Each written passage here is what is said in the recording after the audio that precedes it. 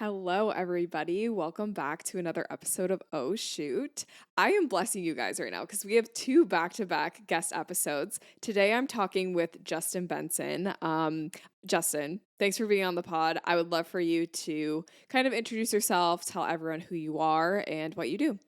Awesome. Thank you so much for having me. Huge fan. So I'm really excited to be here. Oh, thank you. Um, yeah, I'm Justin. I'm a wedding photographer based out of Connecticut, and I'm the co founder of Aftershoot, which is an AI culling, AI editing software. So I've used my years of experience shooting weddings to kind of put myself in a place where I can help photographers just have a better life. Yeah. That's really cool. Tell me kind of how you got started in photography and also how you got started with developing Aftershoot. Yeah, so for photography, I actually used to work on TV shows in New York City. So I was what they call like a location scout. They would give me a script for some like really high quality TV shows like Gossip Girl and things like that. And I would find where they would film and I would just take pictures of those locations and I'd have to like sell the director with my photography. So I'd have to show them the pictures and like help them envision what it meant to be to shoot a film there. And so that quickly turned into me walking around New York City, like looking for stuff and then just taking street photography pictures. Cause I was like, oh, there's like a cool moment. I got to see these places that nobody got to see, all these old buildings and things that like I got exclusive access to. So I really just started to like fall in love with photography side of things. And then one of the set designers saw that and then started putting my work on all these TV shows. So like in the background in all the restaurants where they're eating, it would be my photography. Oh, that's And then cool. that set designer actually hired me out to photograph her sets for magazines. So she was a huge inspiration to me to kind of get off the ground with photography. And then, probably like the majority of us, somebody we knew in the family was getting married and didn't have a photographer. So they were like, hey, they're getting married next weekend. Are you free? And I was like, yeah, I have no idea what I'm doing, but I'm going to do it. And that was it for me. That sealed the deal. From that day forward, I said I am going to photograph people getting married because this is the most fun, the most excitement. Everybody's happy. It's just a great experience. So I just pivoted everything towards that and set my goals and worked hard to get to be a full time wedding photographer. Cool. And then Um, after shoot, yeah. You could talk about after. I have a question, but I'll put it in the back of my brain. okay. So with Aftershoot, as photographer, when I first started doing full time photography, I was taking pictures of everything, right? I would go take pictures of my car. I would take pictures of my second shooter. My son had a lizard, so I would try and like expand my photography knowledge all of the time, right? I had so much fun doing all the things I loved, right? I was just taking pictures, enjoying being a photographer, and so that really was amazing until I started to get a lot of clients. And then once my clients started adding up, I couldn't keep up with doing my personal projects, the business side of things. It was really overwhelming. Culling and editing were like, I wasn't here to sit behind a computer. I was here to take pictures. That's what I love doing. Hmm. And so with Aftershoot, I saw somebody was posting in a Facebook group that there was this guy. He went to MIT. He thought that maybe he could help photographers use technology to like speed up their workflows. So I Instagram messaged him. We hit it off. We had a bunch of meetings and then he like built this app and then he sent it off to like 50 photographers and 40 of them said didn't even answer. And then the 10 of them answered. I was one that answered. 9 of those 10 said, hey, give up. It's impossible. Technology can never do a photographer's job. And I was like, hey, this is really, really bad, but we can do this. And Okay. then we just partnered together and pushed through. And here we are. That's so cool. Okay, so going back to your story, how was it transitioning from one type of photography to the other? So you kind of went from like landscapes and stuff into, people and weddings. What was that transition like and what were some of the things that you learned? Yeah, that's a great question. So, really, I found that a lot of the things that I picked up on or techniques and experimentations that I learned by doing other types of photography translated directly to what I do in weddings. So, like the biggest challenge, of course, is how to run a wedding. I mean, that's like the thing that I think sets a great wedding photographer apart from an okay wedding photographer is how well they can manage people, the day, and get to the end result. And so for me, like I had the people skills because when I was doing the TV stuff, I was knocking on people's doors and saying, "Hey, I work for Warner Brothers. Can I come in your house, take photos, and maybe we'll film a TV show here?" So I had that kind of ability to connect with people and try and like buddy up with complete strangers. So I already had that part in play, and then really the skill set of photography. I mean, when you go out and shoot landscape photos or buildings or whatever it is, you're learning something every time you go out, right? Whether you're a wedding photographer, landscape photographer, every time you pick up a camera, if you don't limit yourself to just doing the same thing again, you can learn a new trick, a new tip. Even still to this day, I take it upon myself every single wedding. I'm going to do something I've never done before. Whatever it is, I can, whether it's a new pose, whether it's trying to shoot something totally different that I'm used to shooting the same way. And sometimes it's a great success. And I'm like, yes, this is the best photo I've ever taken. And then other times I'm like, wow, they're never going to see this picture. But it's that constant learning. Okay, that's really cool. And then when you and I guess it would be co-founder of Aftershoot or Yep. just partner. Okay. Yeah, he's the founder. I'm the Okay. founder. When you and the co-founder went from that initial email of like, hey, like this could work, like what happened after that? Like what was kind of that story, like developing Aftershoot, and like how did you like literally get it to become successful? Because I mean you could have a great idea, but if it's not marketed the right way, or if you don't do it right, like it won't succeed. So how did you make it work? Yeah, we got extremely lucky because 2020, March 2020 is when that first terrible version came out. So Okay. literally within like 2 weeks of me experimenting with it, the world shut down.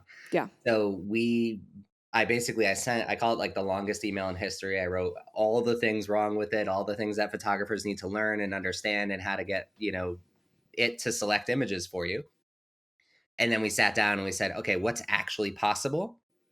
What things would be most important first in the process, and then we can start adding and adapting to it. So we spent the next bunch of months just going back and forth. I was sending cold projects. I was showing like where we went wrong, where we went right, a lot of experimentation. And then by November 2020, we had something that was like, okay, it Mm-hmm. wasn't amazing. It wasn't going to change the world per se, but it was really just back and forth a lot. Like, okay, we picked this image and it's really bad. It should never have picked that image, right? It just missed the mark entirely. And so it's just back and forth, a lot of back and forth. And then, yeah, November 2020, we had something that we gave to other people. Because by the end of November or by the beginning of November 2020, it worked pretty good for me. It wasn't Mm-hmm. perfect, but it did a pretty good job for me. So then it was, okay, what happens when other photographers use it? Because I was the only photographer using it at that point. Okay, that's cool. So let's talk about your wedding workflow. So let's kind of like switch gears a little bit. So you shoot a lot of weddings. I mean, you're a wedding photographer. I guess how many weddings do you shoot a year, would you say? So this year is my first year doing less weddings. So I'm only doing Okay. 25 this year. Only doing 25. So last year we had 64. The year before that was 83. Okay. So as like a one person team, it's a lot, right? I mean, Y- you're culling, you're editing. I'm shooting like 2, 3 days a weekend. You did Coloring, 83 weddings yourself? yep. I'm actually shocked because, like, I'll talk to DJs. They'll be like, oh, yeah, we have like 75 weddings, but I have like five DJs. Yeah. Okay. Okay. So maybe you would also be a great person to talk about burnout with. Yeah, I could help you with that too. Okay. So let's talk about your wedding workflow because you've got to have it to a T because you shoot so many weddings. So kind of talk to me about your workflow, how you've set up your business to make sure that you can actually get everything done that you need to.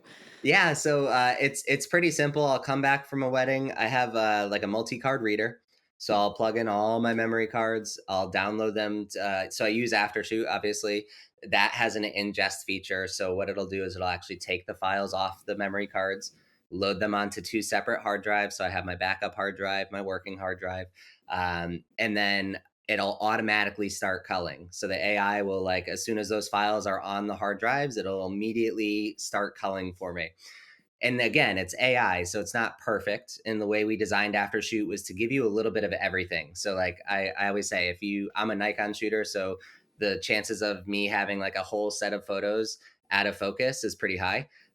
So for me, that's one of those things that where like it's going to give me one of everything. So if I took 4 photos that are out of focus, it's not sure if it was creative, if I'm a Nikon shooter, or sorry to everyone who's a Nikon. I use it, I love it, but yeah, Yeah. it's not sure if if I did that intentionally, if it was accidentally. So it's going to show me that. So at the end of the day, the AI is going to get me down to from like 5,000 photos down to like 1,800, 2,000 photos, somewhere in there. And my clients are only going to get like 1,000. So I still have work to do. I still have to go in and get that review process underway. And like for me, the best way to do it is I let it run through. It does its AI cull at night.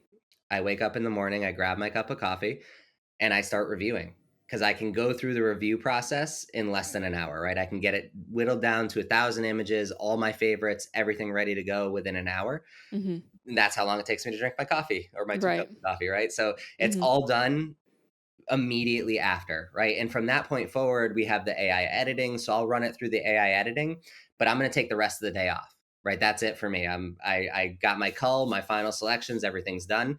I'm going to go live my best life because that's what I'm here to do. Hmm. I don't want to sit in front of the computer on Sunday or Monday, focused on doing culling and editing and that sort of stuff. My clients won't appreciate it, right? Like Hmm. for me, maybe I'm a jaded old wedding photographer, but I feel like a lot of clients, we think like, oh, if I do like this extra work and go 10 extra steps, they're going to think I'm the best human being ever. But what I've realized is that most of the time, the ones who really care are just the ones who really care. They had Hmm. a great experience with you. They don't care that I did it faster. They Hmm. only care that I did a good job and I put my best forth.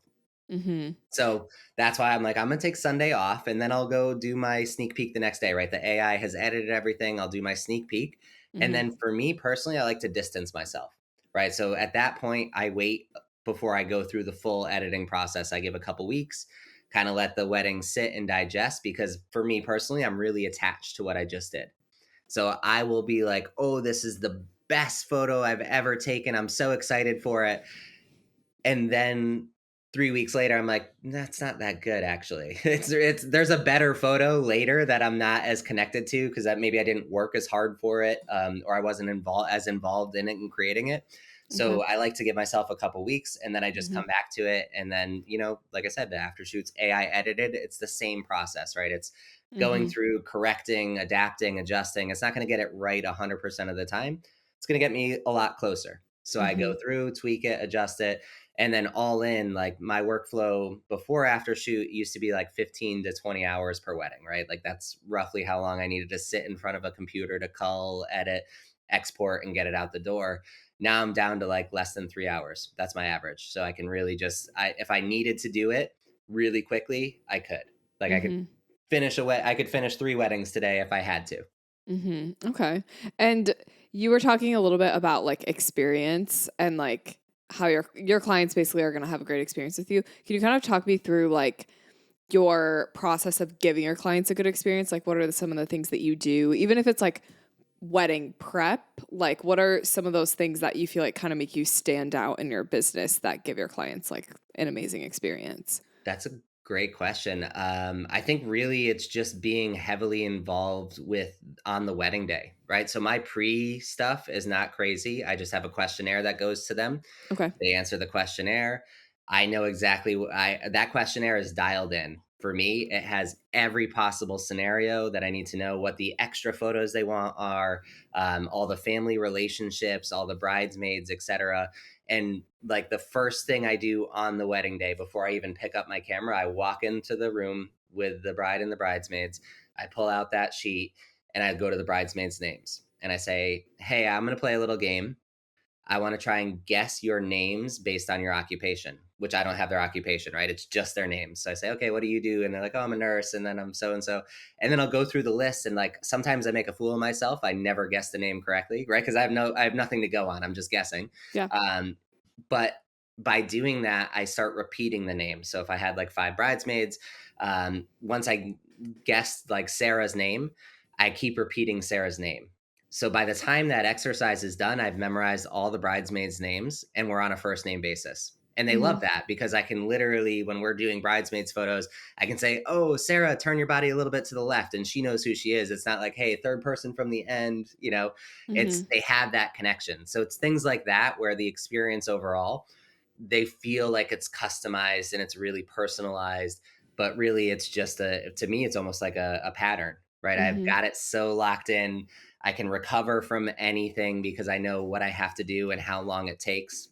So like when a bridesmaid or when the bridesmaids take too long to get ready, I lose all this time, days delayed.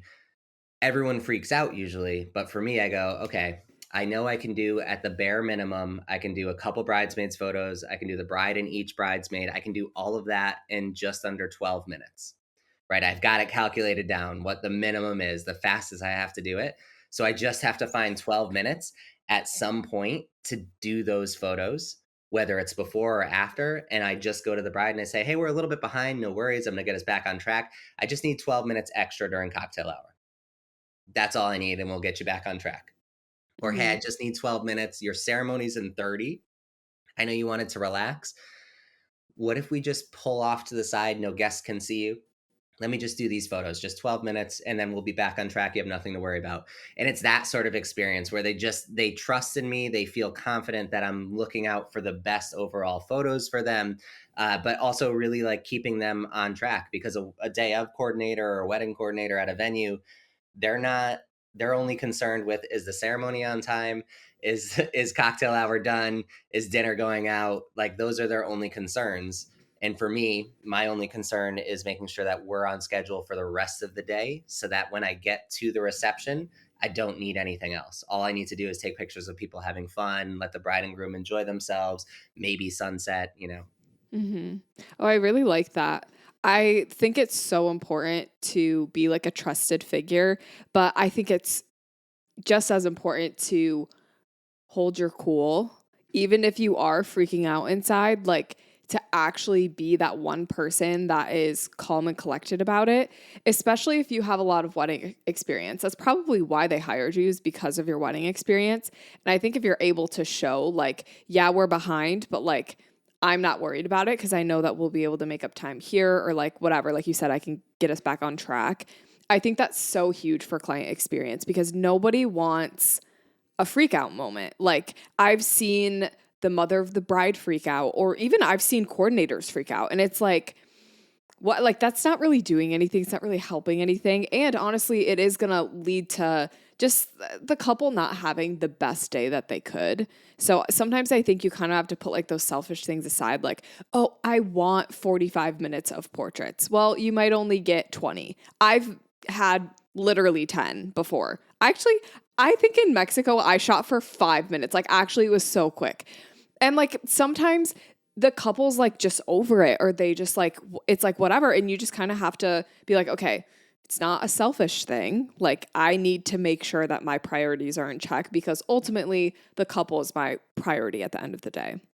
Yeah. Oh, absolutely. I mean, sometimes like things are tight. I have grooms. I oftentimes get grooms who don't want pictures, right? Like this is another kind of claim to fame. They say like, "Oh, you did my friend's wedding and that guy hated photos and he looked great and was having fun," right? So I have that going for me, but I what I do is I take everything understanding that my time is limited, right? So I'm very, very positive that at any point the rug could be pulled out from under me. So I make sure that if I only have like a 20-minute window, that the coordinator may come in 10 minutes and say, hey, we've got to get them inside, bustled, and introduced. So if I know that I have 20 minutes, I'm acting like I have 5. So I'm going through, I'm picking the best location I can see in eyesight, doing a couple poses there. What's the next best location? Right. Again, just trying to get as much done. Okay, we're walking to this place. I'm going to take photos of you guys walking. So just trying to maximize every minute that I have taking photos with them. Because at the end of the day, if I did get that full 20 minutes, if the coordinator never shows up, all of my photos are done in 10. And then I have 5-10 minutes to play around. So I can get creative and try something different, Hmm. and use that time to experiment. So it's almost like a rush to the finish, only to have extra time to really take some time to do something new and different. Because again, clients don't want to sit there and wait and like figure out what's going on. You need to be Hmm. like, this is what we're doing. let's go. We're going to make it happen. I kind of like the idea of like if you're on a tight timeline, snapping photos while they're walking. Cause you know how sometimes you get them in place, you're like, okay, walk towards me. Like you can kind of eliminate that pose by just getting it while it naturally happens, especially if you're like, okay, we got to get in the reception, but I want a walking photo. Let's literally get a photo of you walking to the reception. I think it's like, it's the little things. I actually saw someone post about this. They were like, the difference between like a normal photographer and like a luxury photographer is a luxury photographer would take photos of all the details during the candid moments that normally like someone else would put their camera down and kind of like ignore. Like those little detail things are kind of what adds to the storytelling of a gallery and really takes it from like average to next level. And I think if you are focusing on those moments that are kind of happening in between, it's going to help the timeline, but it's also just going to build up your gallery and just make it fire, you know? Yeah. Oh, I love that's my my favorite thing because I always walk there. I'm never in one position, right? So Right. I may move 5 or 6 times in any given session. Sometimes I'll do the boring, like, okay, go over there. We're gonna walk towards me stuff. But a lot of times the best ones are when they're actually like walking because I Mm-hmm. will just say, hey, we're gonna walk over there, throw your dress over your hand, give him the flowers, and then you guys are just gonna walk. I'm gonna take pictures of you guys walking. You can just have fun. Don't you talk, do whatever you want, don't worry about me. I'm just going to be creeping around. And sometimes I'm like in the bush getting like that really candid, funny looking photo of them just walking because it's not staged. I'm not, they're actually walking, they're laughing, they're having fun, they're enjoying themselves. Because the other thing we do as photographers is we embed ourselves in their day a lot.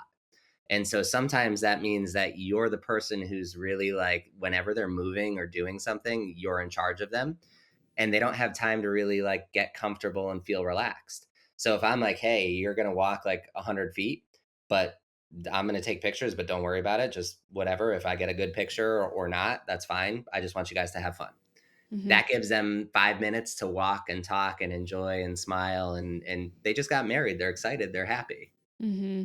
I've heard of two couples experiences with their photographers. I've heard from two couples, not me, just like couples that I know, that said that their favorite part on their wedding day was when their photographer gave them 5 minutes just to be by themselves. And like, yeah, they captured some of it, but it really was just like the photographer was like, here's 5 minutes. I'm going to be like all the way over there. Like, you can literally just have this time to yourself. Cause no one really does that for the couple. And I think that even that just like helps you stand out because it's like you're thinking of them. Like, that's just, I don't know. It's just like going above and beyond in that little way, which seems so small. But honestly, I think about it and I'm like, I need to do that because I feel like sometimes on a wedding day, it's so go, go, go, go.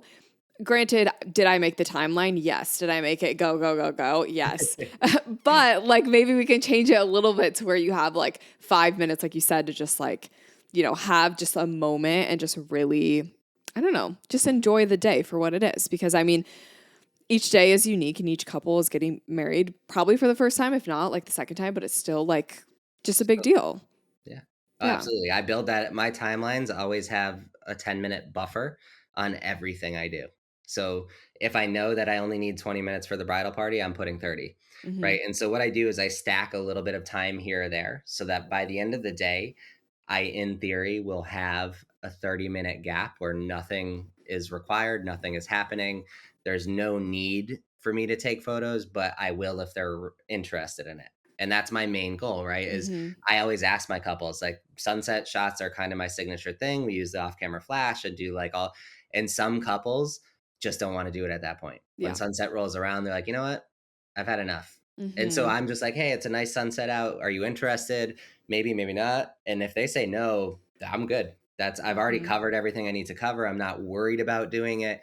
I just want to do it because they want their experience. And obviously for me, it's always a nice portfolio piece. But if they don't want it, I'm not forcing anybody to do it. That's why I built all that extra time, did all those pictures. It's first and foremost, it's a wedding day. Mm-hmm. And we always have to remember that they're there to celebrate and be excited, no matter how pumped up we are, no matter how amazing the couple is and how photogenic everything is. At some point, if they don't get the experience of being at their wedding and enjoying it, they're only going to remember how their photographer took them out and wasted their whole day and they didn't say hi to this friend because they spent 3 hours taking photos during the reception. So it's a balance. Yeah, yeah, yeah, yeah. Do you ever feel this is just something that I've been feeling lately. Have do you feel like sometimes wedding days are just like a bunch of photo ops put together? Like sometimes I feel like couples treat it like the whole day is about photos, which I like because it's like, oh, you really care about your wedding photos, but sometimes it's like I don't know, like I'm like, is this really what weddings have come to? Like where it's just the whole day is about taking photos? I don't know. Like do you ever feel like that? I do sometimes. Yeah, there's definitely some couples who like they have A to B planned out. Like they're like, "Oh, we're going to do photos of this during this time." And like I'm okay with that. It's not like the end of the world. But just it really is like I wish it was just, hey, like we want to enjoy our day and have fun. And like my favorite photos, I love doing all my fancy, exciting stuff, but my favorite photos are like when they're on the dance floor, like crowd surfing, right? When it's like a raging party and everyone's having a blast and some wild stuff is happening. That's where I love to like just have fun. And I want Mhm. them to have fun because that's really where they shine. Like the tie comes off and everyone's just enjoying themselves and Yeah. not feeling like, oh, I have to be like primped and proper for this photo. So Yeah. Okay. Yeah, yeah, yeah. I don't know why I just kind of like I think I saw an Instagram post and then it really got me thinking about that. Just like the idea. So I just wanted to see if you yeah, felt the no, no, no, same. you're not alone. I Okay. felt it. Okay. Fortunately for me, I've had like 4 or 5 weddings in a row that were all just really delayed. So it couldn't even be a photo opportunity. It was Mm, like a scramble to get back to reality the whole right. time. I'm like, "Oh, no, like, your hair and makeup didn't finish until 10 minutes after your ceremony started, so let's go." You were getting hair and makeup done during your ceremony, like That's it. It actually happened. The ceremony started 30 minutes late. Oh. Yeah, it was hair and makeup finished as the ceremony was supposed to Oh. start. The poor groom was up at the beginning. He didn't know. The poor Mhm. groom was up at the beginning of the aisle. My second shooter's texting me like, "Hey, are you guys coming? Like, what's going on?" And I'm like, "Yeah, yeah, no. She's not even in her dress yet, so give us a few." Mhm. Oh my gosh, that is crazy. Okay, so let's talk about burnout and I guess like how you avoid it if you've been burnout. I this is a lot of people ask about burnout and I think people ask it because they either feel it coming or they've heard horror stories about it. So just kind of like walk me through your approach to this topic. Yeah, absolutely. So I've been there on the verge of it, had it, recovered. It's common, right? I mean, as photographers, we cram a lot into a little space. But the most important thing to prevent it is knowing what you need as a human, right? So, yes, money is amazing. It's awesome to be making money. It's exciting to be in demand, but you also have to kind of take a step back and say, okay, if I do this, will I end up happier or will I end up crushing myself? So if you're looking at your October and you have sessions almost every day in October, and then you get inquiries to do some more, you have to ask yourself, if I do more, am I going to be able to handle it? Because we as humans are like, yeah, I need the money. I'm going to do it. Imagine if I got an extra $5,000 this month, I could buy a new car or whatever I want to do, right? But at what cost? Mhm. And so there's ways to prevent burnout, right? And that's kind of where Aftershoot, not to keep plugging Aftershoot, but that's really what it's about, right? That's Mhm. how I've been able to do what I do. I mean, doing 80 weddings in a year, 83 weddings, it was only 1 year, right? Usually it's 60. But that extra 20 weddings, that's huge. Mhm. 20 weddings alone on top of the 60, it's life changing. So Mhm. being able to have tools in your wheelhouse that can help you with all of your processes, right? So Yeah. the culling, that's a huge one. It's important. I'm involved still. My clients aren't seeing any like they aren't getting anything less of a product. I'm just having a tool that can really help me with some things, right? So it's getting rid of some blurry photos, some closed eyes photos. Same with the editing, right? It's not doing 100% of the editing. It's getting me really close to my final product, but I'm still tweaking, I'm still photoshopping stuff, I'm still giving them the same exact result they would expect without AI. It's just that I'm freeing up time and energy for myself. And that comes Mhm. down like all the way from booking systems, right? So making sure you have a good booking system, a good calendar system. And then really most important thing to do really to prevent the burnout is put these systems in place and then make sure that you take the time, right? So I try to take the time every day, 1 hour a day to do something that I want to do, whatever it is. No strings attached, no nothing. It could be going to sometimes 2 hours because I go see a movie, or like I'll go on a walk, or I'll go rollerblade somewhere. I'll try and do something to just keep me away from it, right? It's the phone is on do not disturb. I'm just doing something for me. Hmm. All of the emails, all of the clients, they're all still there, right? Making templates for responses, right? I get people all the time, where are my photos? I can't wait, right? Like I walk in the door and I get the text like, thanks so much, are the photos ready yet? Right? Yeah. So having these tools in place to answer those with a template, right? So it's a very generic answer for me, right? So replying back is, hey, thank you so much, we're so excited to show you your gallery, we're still working on them, we'll give you an update as we get a little bit closer, right? And that's just enough for them to go, okay, they're still working on it, I understand. And I may get another email back from them in like 3 days or 4 days, like, hey, is there another update? But again, it's the same response. Hey, nope, still working on it. Hmm. But having these systems in place means that I'm not scrambling every time something happens. And I hope I'm speaking for everybody, but when you get that email from someone looking for photos, you go, oh, you're always like, oh no, the anxiety rises. You have to get this done. They're not happy with me, whatever it may be. But Hmm. really, you gave them a great experience. You gave them great photos, but all of this greatness takes time. Yeah. It doesn't happen overnight. So as long as you're on top of it and making sure that you have these processes in place, it's pretty easy to avoid burnout. The only thing you can't avoid burnout with is overscheduling, right? So if Right. you do way too many sessions, that's a decision you made that you're not going to be able to recover from that. You're just it's constant. Yeah, yeah, yeah. That's really good advice. I feel like if there's something in your workflow that feels mundane or like you're dreading it, but like you have so much to do, like that's one thing that I would like want to outsource or figure out a solution for. So like you're saying, if it's editing or culling, like using, like a software to help you with that is genius, honestly. Like, but I guess like thinking about your business and how you take so many weddings, how do you figure out your schedule and like what the limit is so that you don't burn out? And I guess like coverage wise, like does that factor in? Like if you have a 10-hour wedding day, do you like not book 10 hours back to back or just kind of like walk me through the whole? I still can't comprehend how many weddings you shoot, so just kind of help me understand a little better. Yeah, no, so a lot of it will tie to coverage and location. So like I'm a preferred vendor at like a bunch of different venues, Okay. and one of them is really close to my house. It's about 12 minutes away. That one is always the third one. If I'm going to have 3 weddings in a row and it's going to be a Sunday, it has to be there or I won't take the third one, right? I need something that I can like kind of wake up, grab a coffee and head to, get it done, come back, call it a day. I try and also, when applicable, I don't do 3 in a row anymore, right? I turned that switch off. I said that 3 in a row, after you do that enough, it's pretty tiring. 2 in a row is tiring. 3 in a row is exhausting. So I turned that off. So I won't do those anymore. Now I will try and do like Fridays, Sundays. That's my favorite combination, right? So I shoot on a Friday, take Saturday off, and I don't do anything photography related on Saturday. I just sleep and nap and have fun, and then I go shoot another one on Sunday. That's my favorite combination.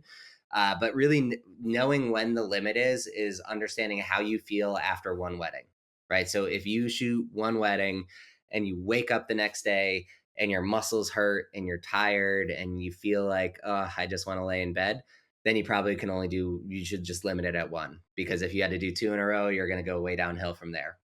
For me, I've always been somewhat fit. So I always like to exercise and do stuff. So for me, doing one wedding alone isn't too much. Doing two is the perfect amount. By the end of the second day, that's when I'm like, okay, I'm pretty tired. I feel it now. Um, so the difficult part about being a wedding photographer is you have to know this a year in advance. So you have to figure out, can I do this a year in advance? Um, again, figuring out what tools you have available to you now. Like, you have to just say, okay, this is how it is now. It takes me this long to cull and edit a wedding, takes me this long of emailing back and forth. So, this is one wedding.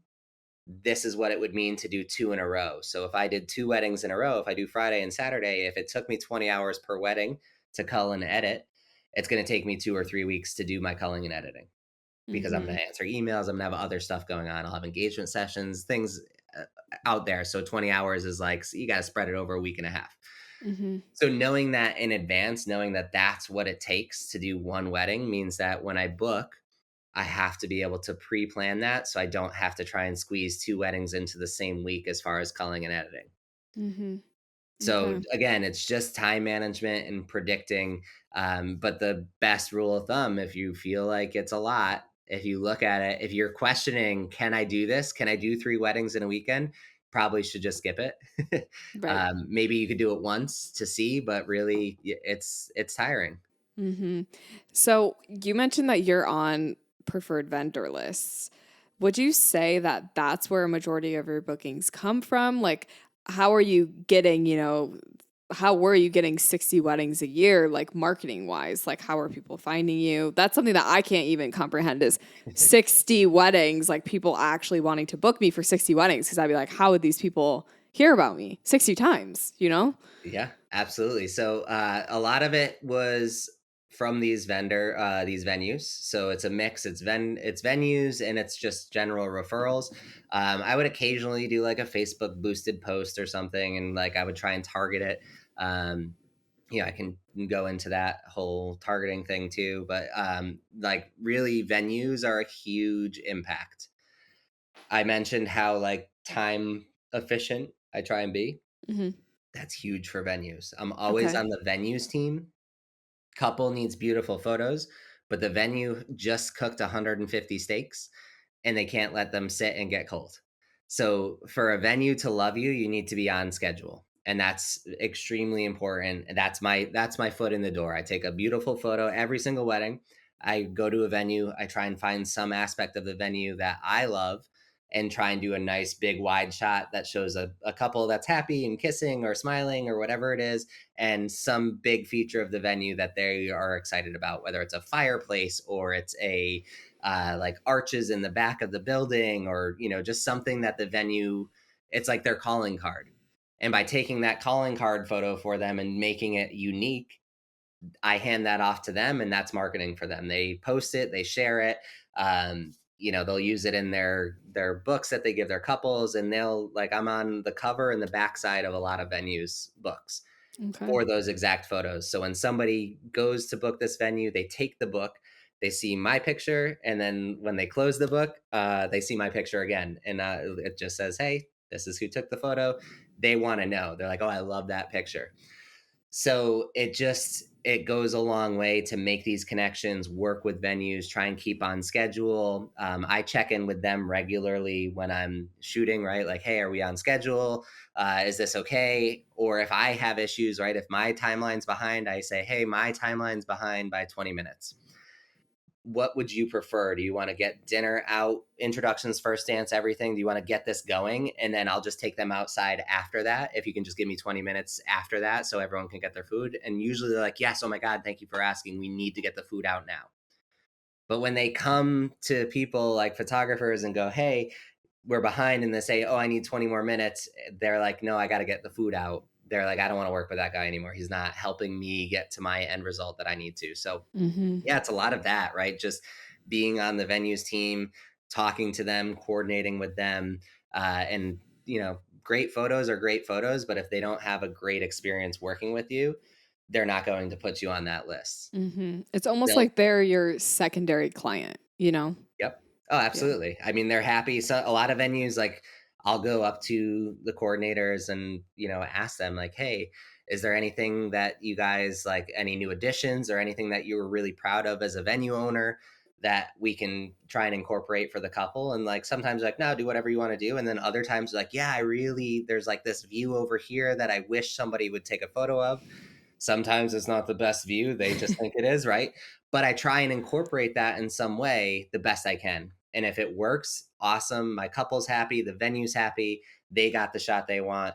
And if it doesn't work, it doesn't kill me because I can recover, right? If I come up and it's like really a terrible view, I'm just like, oh, okay, I can just turn around and shoot this way and it's fine. And, sorry, venue, it doesn't look as good as you wanted to on camera. So, Mm-hmm. again, they're like a secondary client, but you have to make sure that you're working with them to make sure that they can do their job, but then they want to share your photos, right? Every venue is super interested in your content, your work. So you have to make work that they want to see, but you have to make that connection that they want to work with you to share. Mm-hmm. Yeah, yeah. I think that's such an interesting marketing strategy because you can kind of get in with venues that maybe are newer. Where I live, there's new venues popping up all the time. Like you can get in with maybe a venue that doesn't have tons of photos, doesn't have a preferred vendor list yet, and you can really like start to try to work with them. Even if you don't have a wedding there, you could probably reach out and just be like, hey, I'd love to like swing by and just take some photos of your property, whatever. Like, I think that is such a good marketing strategy because it's proven for you to work so effectively to the point where you're able to literally shoot so many weddings with these people that, you've worked with many times. Like, yeah, I think that's incredible. And honestly, it's like a very timeless marketing strategy. It's not like you have to keep posting an Instagram reel every day. Like, Mhm. it's like once you've made the good impression, you've created the relationship. That's kind of where it leaves. And then it's just kind of like you're working together at that point. You're like a team. Absolutely. They're looking for you, right? They found the venue. They're in the office at the venue signing a contract, and all they see is pictures, your pictures, right? And that resonates with them. They go, oh, I like that photo that's hanging on the wall behind the coordinator. Who took that photo, right? They'll ask that. And that's huge. So, and sometimes the venues will just push me extra because they're like, hey, we just had a terrible experience with a photographer and we're really like, so some weeks I'll get like 20 inquiries just because everyone who signed at that venue, they're like, you got to go with this guy because they're just so mad at the other guy who didn't do what they were supposed to do, right? They went over in the time. Like one of the venues told me, hey, the photographer and the bride and groom just disappeared at our wedding last week. They were gone for an hour and a half in the middle of the reception. Nobody knew where they were. Nobody checked in. We didn't know what was going on. We ended up having to just serve the food. And then the bride and groom got cold food, right? And it was like they were so upset. And then literally, I had a wedding there the next week. Everything was on schedule. Life was good. Dinner went out when it was supposed to. Bride and groom never disappeared. And the following week, again, it was just a whole bunch of referrals directly to me, like 20 plus referrals, where they're like, yeah, we want more of you, not more of that. That's so cool. That's amazing that you've kind of built your business on that. And it's just, yeah, that's very cool. And not something I'm super familiar with, but I have little experience working with like being a preferred vendor, but there was one venue that I think I was on their list because someone came to me and told me that the venue referred me. And that year, I literally shot there like 8 times, which is a lot for me. I take 20 weddings. Like that year I took 20 weddings and half of them were at this venue. And I didn't even put two and two together until that last person was like, "Oh, the venue referred you." And I was like, oh, this is making so much sense because I literally am constantly getting inquiries for this place. It's very powerful. So I think that's really cool.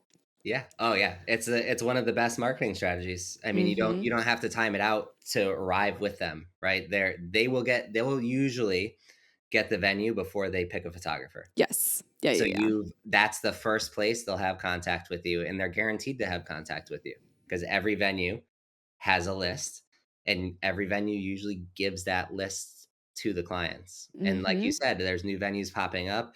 Just a little advice, if you want to get in at one of these venues, right? There's a new venue that you absolutely love, you want to do something there, offer to take pictures of it.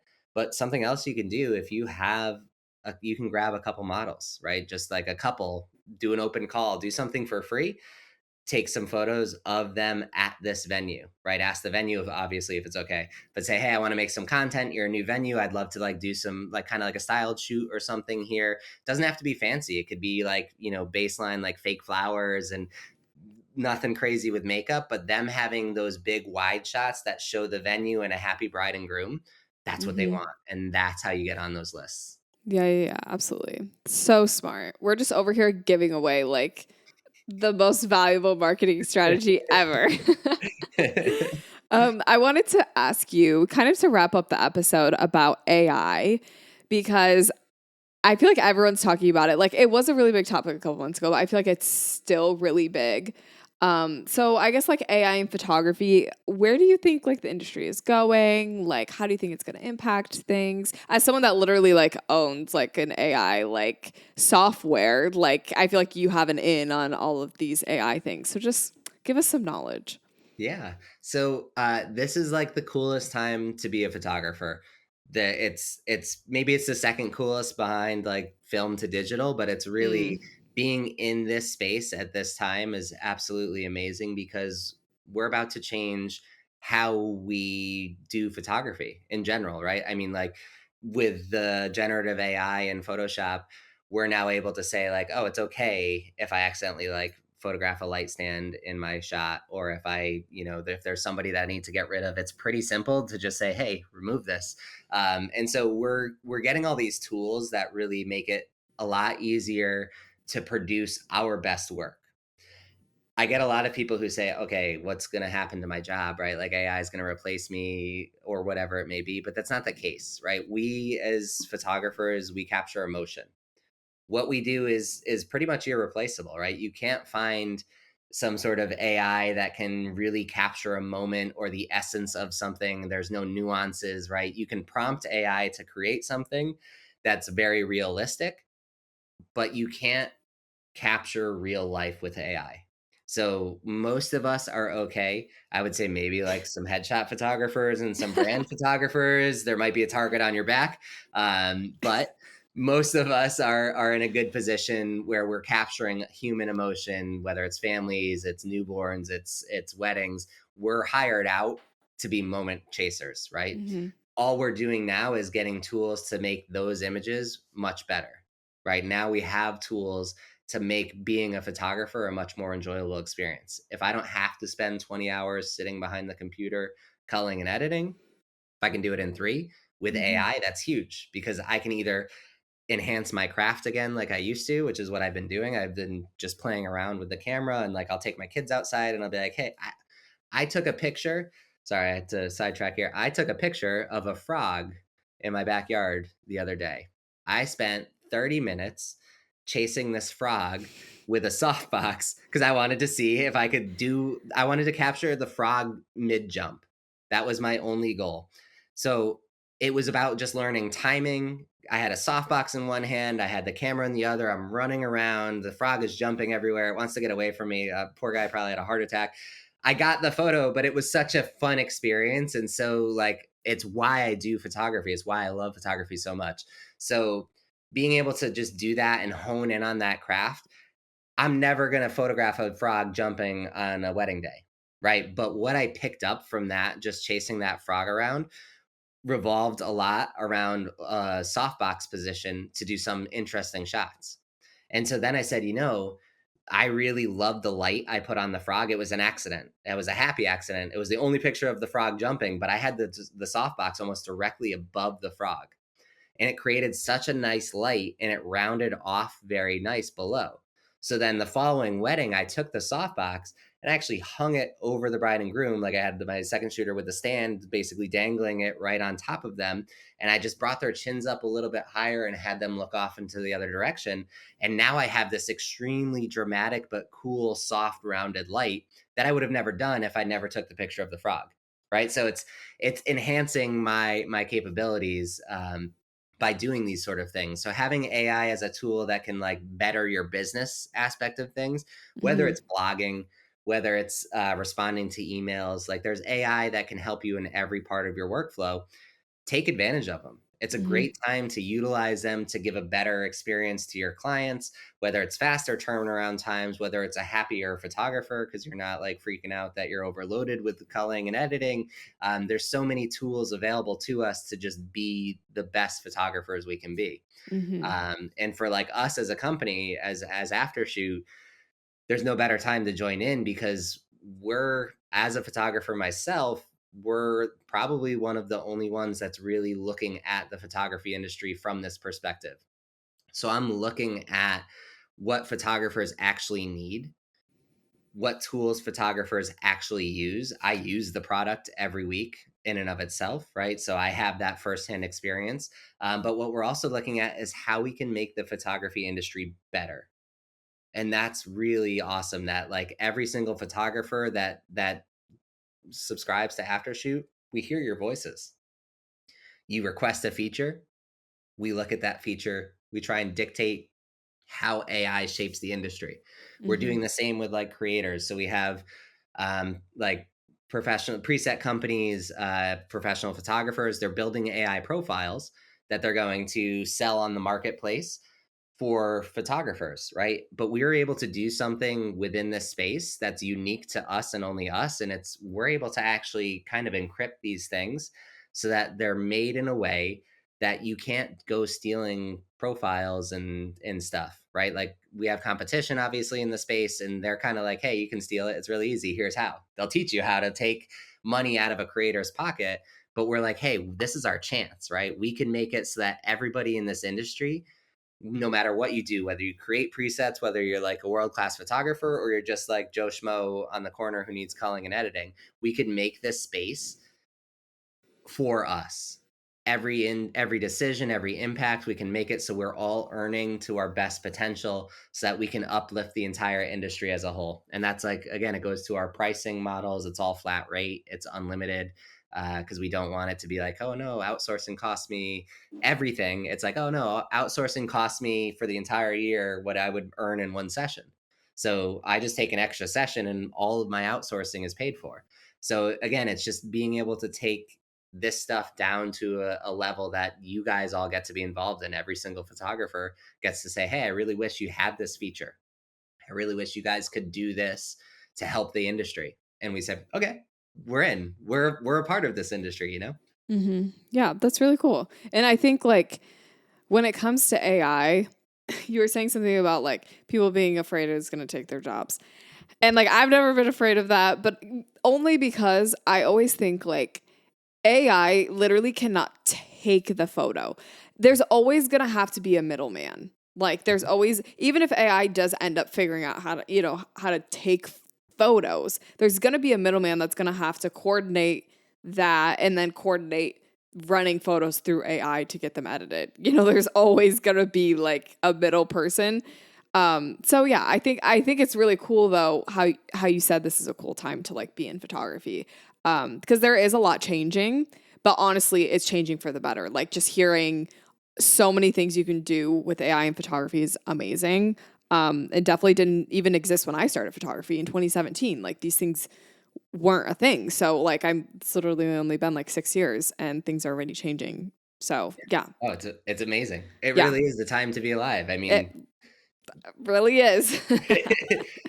the best job. We all start as photographers because we're excited and we love photography and that sort of stuff. And now you have all the tools to be the happiest photographer you can be. Like it was a great job before, except we all were stressed, we were overbooked, we are, sitting and culling and editing and doing all the Hmm. stuff we had to do.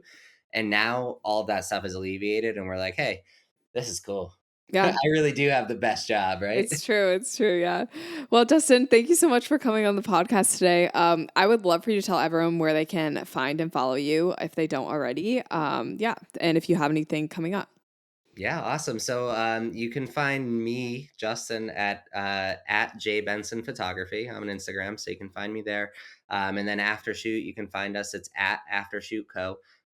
So follow along. We're always happy to hang out and chat and share and do anything we can do to kind of help the industry grow and be awesome. So I'd love to see you, meet you on the internet somewhere. Yeah. I travel the world doing Aftershoot a lot, right? So in between weddings, I like shoot weddings on Fridays and Saturdays, and then I fly to different countries. So we'll be in England.